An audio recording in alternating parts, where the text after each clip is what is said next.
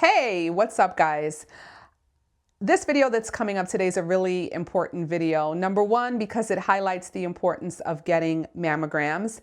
And even though we just came out of Breast Cancer Awareness Month, you can get a mammogram all year round. So if you haven't scheduled your annual mammogram and you're watching this video, please do so. This video is also important because I talk about a situation that I had to navigate over the summer as it related to my health care and the importance of me being able to advocate for myself as a patient and also navigate utilizing my over 2 decades of experience in the healthcare industry to resolve the matter. And now, unfortunately, many people don't have over 2 decades of experience navigating the healthcare industry. So if you are one of these amazing individuals that is watching this video, I hope that by watching it, that I'm able to give you tools that you can use to navigate our ever-evolving, apparently more complex than ever healthcare system. Check it out.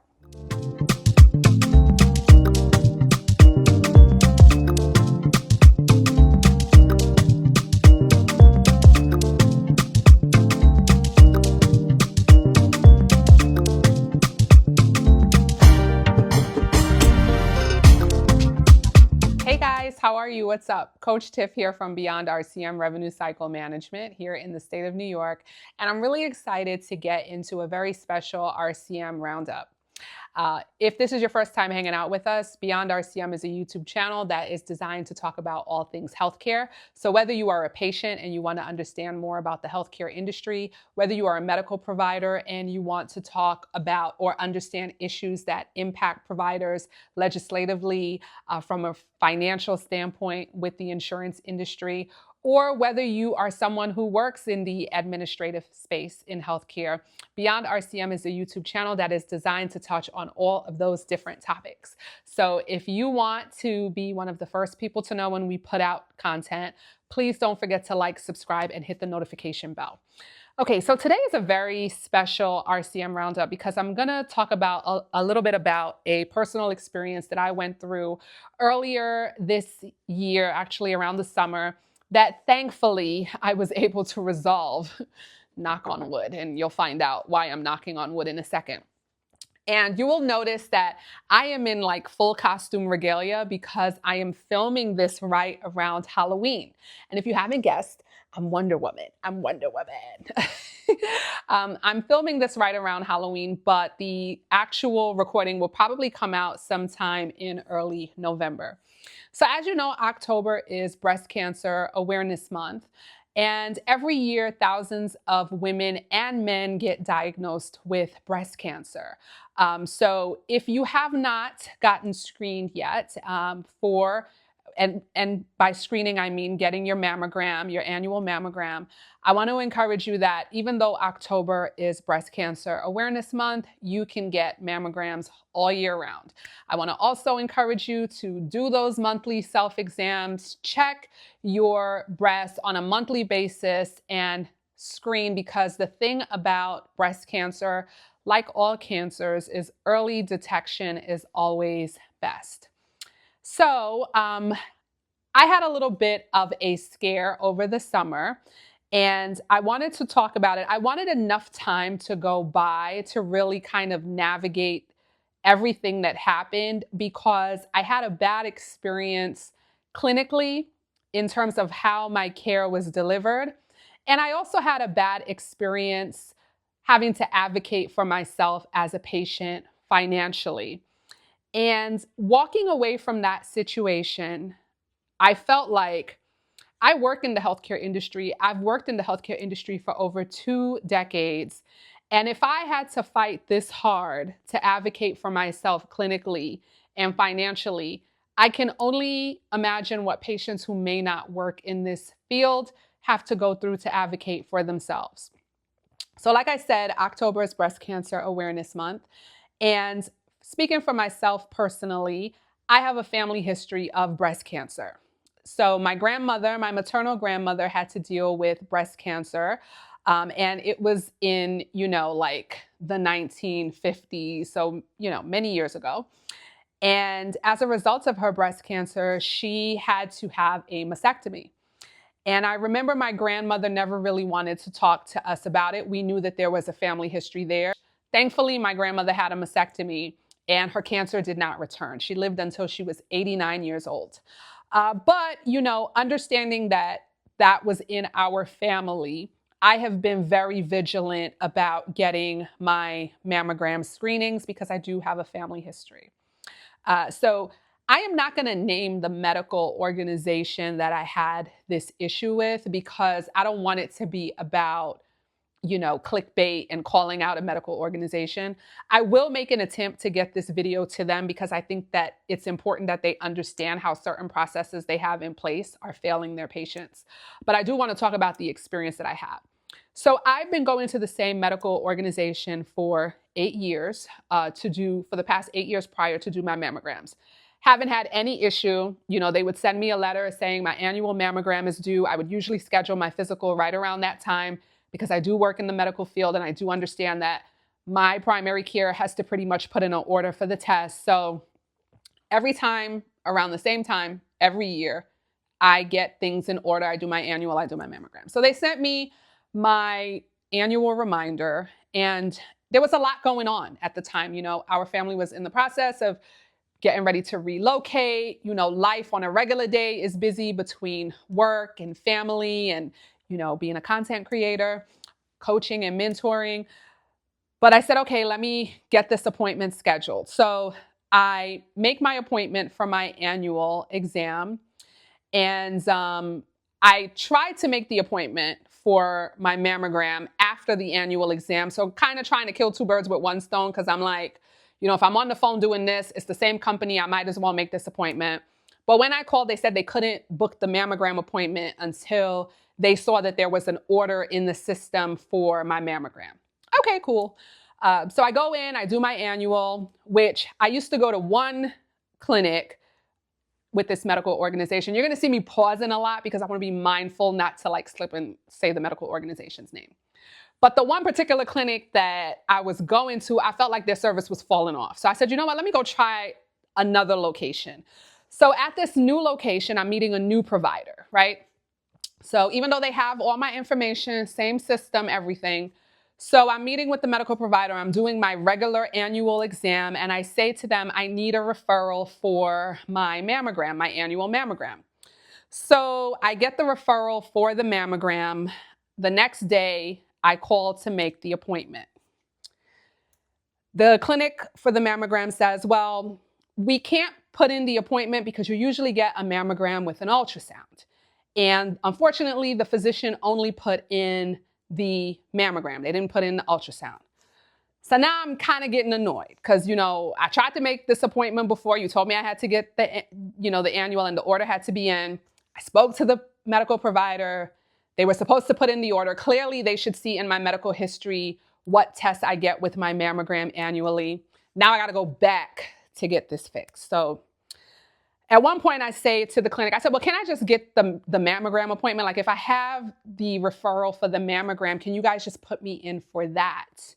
And they're like, well, we could put you in for that, but there's a reason why you get an ultrasound with your mammogram, and I don't think you should bypass that. So now I'm like, all right. And now I'm also thinking about my grandmother, the beautiful Ethel Strawn, and what she had to go through. And the fact that she didn't have access to this level of care. And she had to go as far as a mastectomy, right? So if Ethel could do all that, girl, just call the doctor back and tell them what you need. So I call the clinic back and I say, look, I'm trying to make the appointment, but it looks like you guys forgot to put in the ultrasound. So can you please put in the order for the ultrasound because I can't get an appointment until this is in properly. So they say, okay, we're going to send a message to the doctor, give it about a week. Okay. So again, I'm having to remember to consistently follow up because people are not calling me back and saying, hey, we fixed it. I have to remember I put in this request on Thursday this week. If no one gets back to me in another week, then I have to remember to call, okay? Which again, when people say they forget or they miss appointments, I can see why after going through this experience. So a week later, I call the mammogram clinic because I already spoke to my doctor. Y'all are part of the same medical institution. Everything should be squared away. I called the mammogram clinic and I'm like, hey, yeah, I called last week to make my mammogram appointment. Couldn't make the appointment because the referral for the ultrasound wasn't there. Spoke to the doctor's office. They said they were going to take care of it. So you should see it in the system now. The mammogram clinic says to me, well, we see the order for the ultrasound, but it's the wrong diagnosis. So it's not going to get approved. Fix it, Lord. And we need them to update the diagnosis. Okay. Now I am a medical coder by trade. So I'm like, well, what is the diagnosis that's supposed to, be on the requisition? So they're like, well, based on your history, the diagnosis should be this. So now I got to call the clinic back again. Okay. And I'm like, listen, guys, this is like my third or fourth time calling. Like I'm like losing track of how many times I have to call you guys. So you put in the order, but you didn't put in the right diagnosis and it's not getting approved. But like I've been getting this done for years. Shouldn't you guys already have this in the system? So they're like, well, I'm sorry. I'm not. And of course, people, they love to blame shift. Well, I'm not the one that puts the codes in, but I'll send a message. And no one is taking into account, because I'm telling you that this is like my third or fourth time calling. No one is taking into account how much work I'm having to do as the patient for something that they already have access to, because you guys have EMRs, it's the same medical institution. So it's frustrating for me as someone who works in the medical industry, because I understand how the system is supposed to work. And I don't know what y'all doing on that side that I gotta be calling y'all 4 times to get this resolved. Okay, so I had to wait another week, okay, to get this issue resolved. Finally schedule the mammogram appointment. Finally, and by the way, you guys have no late appointments for people who work, who need a mammogram and an ultrasound. Apparently, if I was just getting a mammogram, I can get an evening or weekend appointment. But because I need to get a mammogram and ultrasound, there's no availability, which again, that's a deterrent. If I'm someone who has a job that gives me a difficult time to get time off, I'm not getting my services because I need to put food on the table. Thankfully, I work for an employer that's very accommodating, but should the medical institution review this recording, because I'm gonna make sure I go above and beyond to get this to you guys. Can y'all please do better with the scheduling when people need to have mammograms and ultrasounds? So I get the appointment. I have to schedule it in the middle of the day. So, I got to move everything around at work to make sure that I can get to this appointment. And I show up at the appointment, and at the risk of getting a little bit too graphic, but I need to explain this to now talk about how this devolved even further clinically. I noticed about maybe a month or 2 before my appointment that I had a bit of like a cyst in my left breast.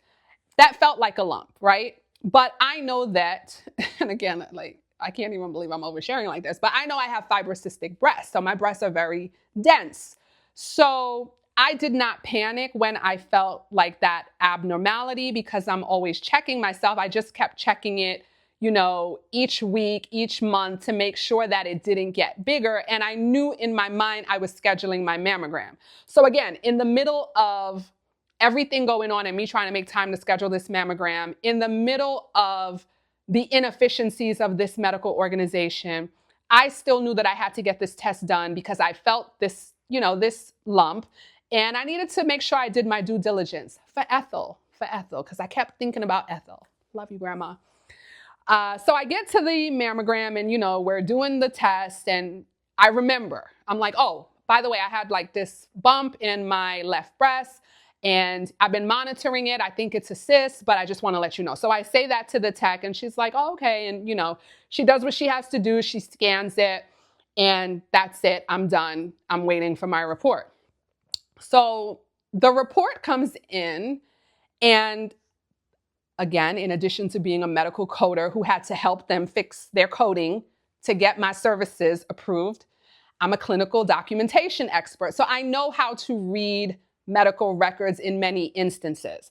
Now, I'm not a doctor, but I'm trained in reading medical documentation. So I'm reading the test, and the test clearly says that there is something going on in my left breast, but it's inconclusive because the scan, it wasn't a full scan.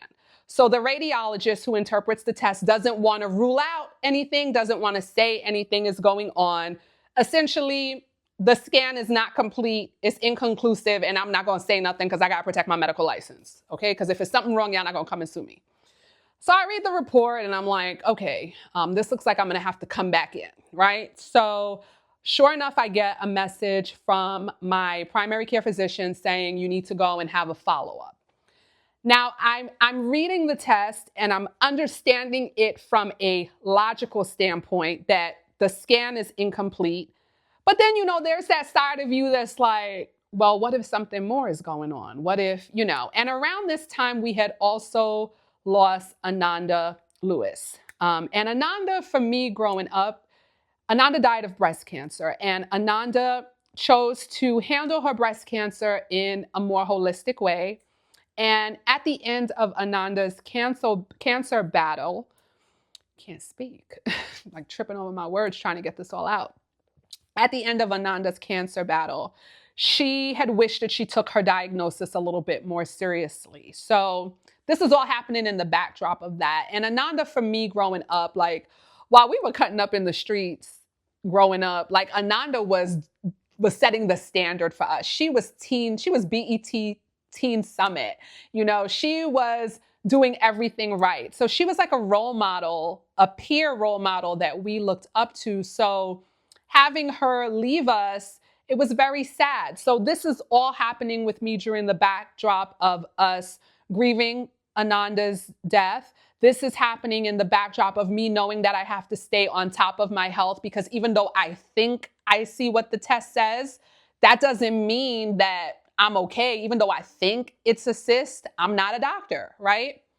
So I make the follow-up appointment based off of all of this because I want to be vigilant, And I go in a week later again because they can't accommodate a sister in the afternoon or on the weekend. So I got to figure out how to squeeze it in again. And again, this is in the middle of moving. This is in the middle of just everything going on.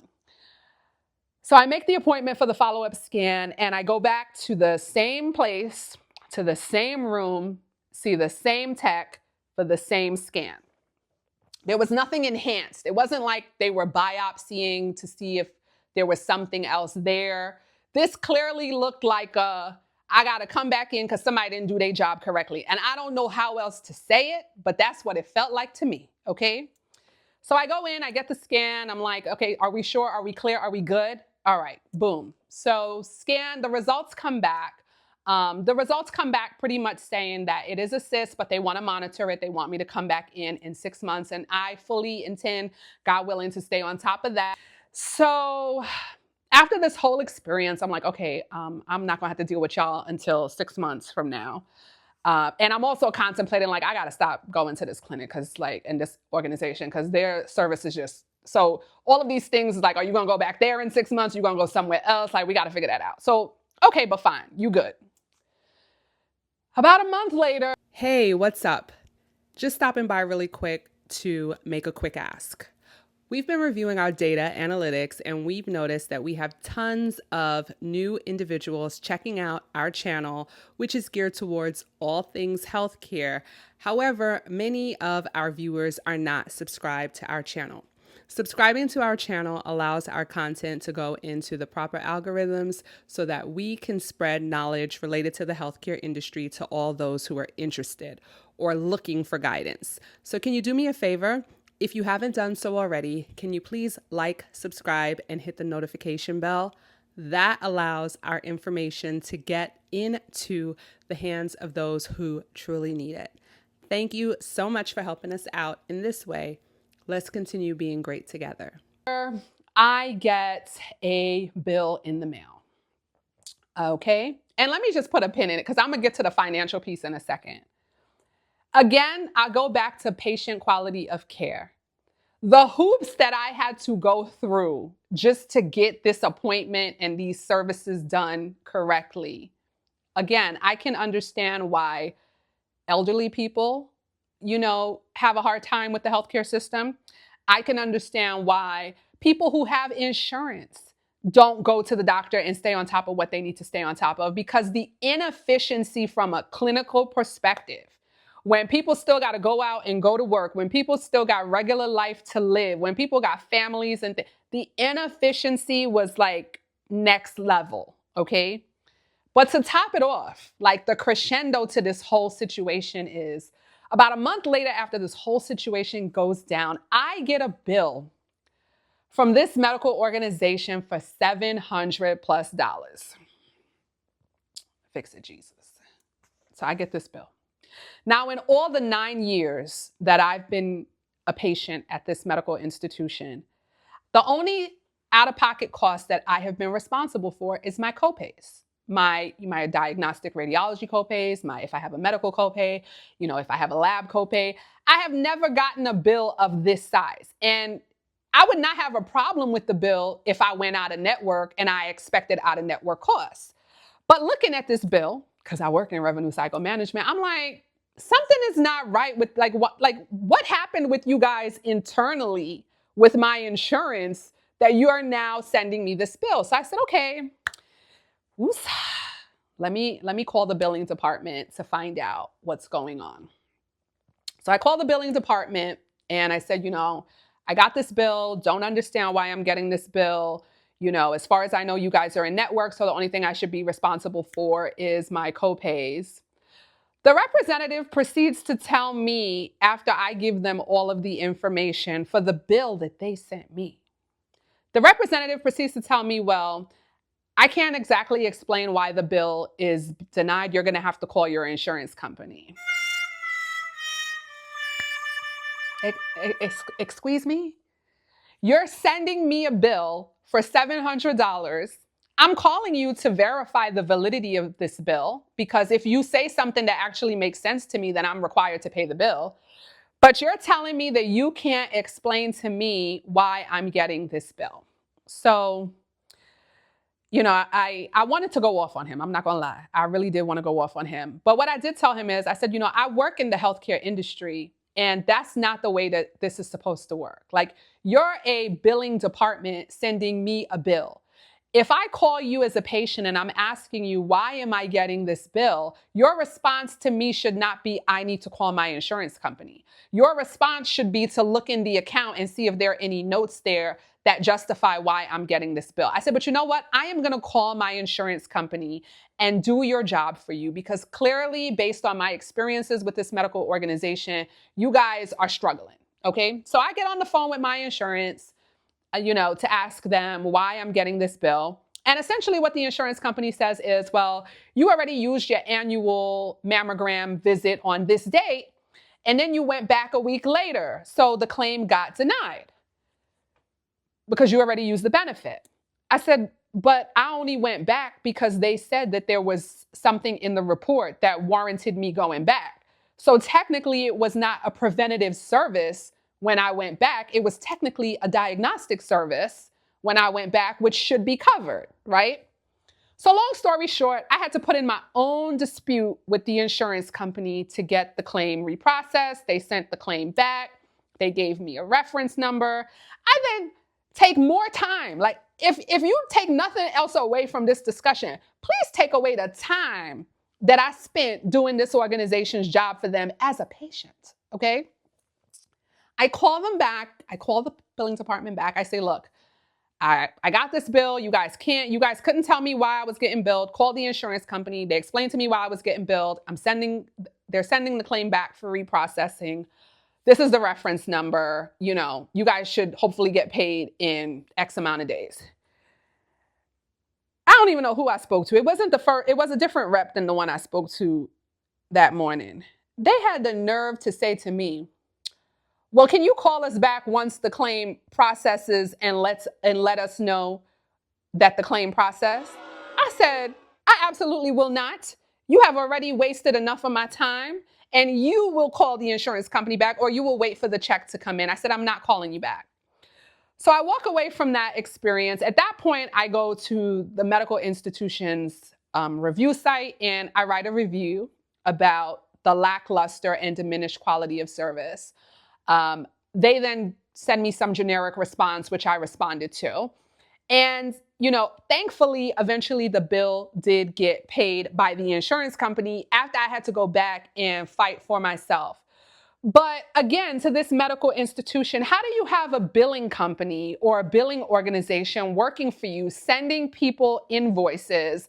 And when they call to query on the invoices, you can't tell them why they're being billed. I work in customer service in revenue cycle management for years. Never had I ever told a patient, I don't know why this bill was sent to you, call your insurance. If I couldn't figure out why the patient was getting a bill, guess whose job it was to call the insurance and figure it out so that I could give the patient a proper explanation? It's my job. It was my job. And just from the clinical care, the business piece of it, it was just such a horrible, horrible experience. I had to keep my composure. I had to make sure to even want to call back to make these appointments. And I say all that to say to the medical industry, people are out here battling real issues. Thank God. I thank God that my testing, my screening came back okay. I'm definitely going to stay on top of my appointments. But there are people who have real underlying issues that need to be going in and getting treatment for their issues that are probably not going in. There are individuals who are really struggling and hurting out here financially, and they don't understand when they get certain bills, whether this is a bill they really need to pay or if this is someone who messed up. Clearly, y'all messed up when y'all sent me this bill. And medical organizations, with all of the changes going on in healthcare that are really going to impact patients the most, we have to put more care in healthcare. I know this medical organization. I've gotten services from you all for 9 years. The 8 years prior to this year, I had no complaints. I do not know what has gone down in your institution in the past year, but it is not good. And patients are suffering as a result of it. And I really hope that whoever has the opportunity to view this video, that you guys really take it as an opportunity to do better. And for patients, what I want to say to you is medical providers and administrative and supportive staff, they don't always get it right. They don't always get it right. And you have to know how to advocate for yourself, and you have to ask questions. If you're being asked to do a test and it doesn't make sense to you, please let them know that they need to explain it to you because it doesn't make sense and you need to understand why. If you get a bill in the mail and that bill is not making sense to you, please call up the billing department. And if you don't like what the billing department is saying to you, call your insurance and make sure you understand why you are being billed. Especially elderly patients, because elderly patients process things differently. Like they'll get a bill and they think they have to automatically pay this bill or something bad is going to happen. So please, please, please, if you're an older person and you're not sure, ask your child, your grandchild, someone you can trust to help you navigate it. But please advocate for yourself, because what's really sad is with all this innovation and technology that we have in the healthcare industry, I feel like in too many spaces, the quality, the human quality of care is being diminished. And with all of these advances in technology, let's not lose the compassion and the care in healthcare. I checked my MyChart balance and it was 0. So it looked like they got their life together. But let me tell you something, like a week from now, they might try to bill me for $1 million. So who knows? But I just really wanted to share just this journey, because it really opened my eyes to when you look at situations where people say they didn't stay on top of their mammogram because they didn't have time, or they tried to make the appointment, but they couldn't. It sounds like they're being very cavalier, and you may think, well, why didn't you call back?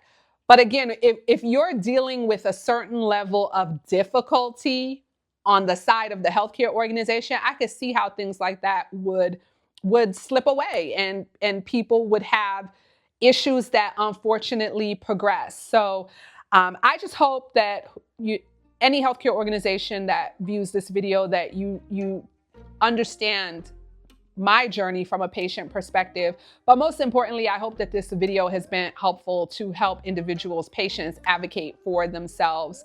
Thank you for taking the time to hang out with me today. Again, I'm Coach Tiff. Beyond RCM is our YouTube channel where we discuss all things related to healthcare, and not just from a business standpoint, but also from a personal standpoint. And I wanted to share my personal story with you today. So thank you so much for taking the time to hang out with us today. Don't forget to like, subscribe, and hit the notification bell. And hopefully I will see you in another RCM roundup that doesn't involve me ranting at the lackluster care I received from a medical institution. Thank you so much for hanging out with me, guys. Peace out.